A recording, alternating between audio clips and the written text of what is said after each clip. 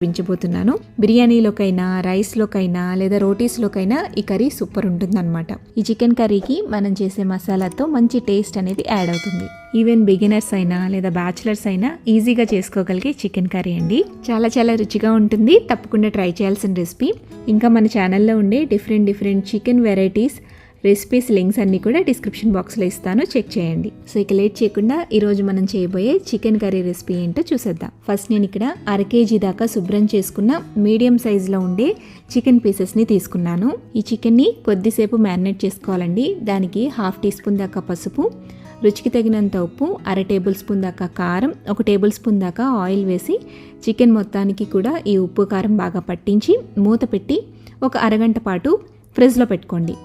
ఫ్రిడ్జ్లో చికెన్ని పెట్టడం వల్ల చికెన్ అనేది టెండర్గా తయారవుతుందన్నమాట, జ్యూసీగా ఉంటుంది. ఇప్పుడు మనం చేసే చికెన్ అనేది టేస్టీగా రావడం కోసం స్పెషల్ మసాలా ఎలా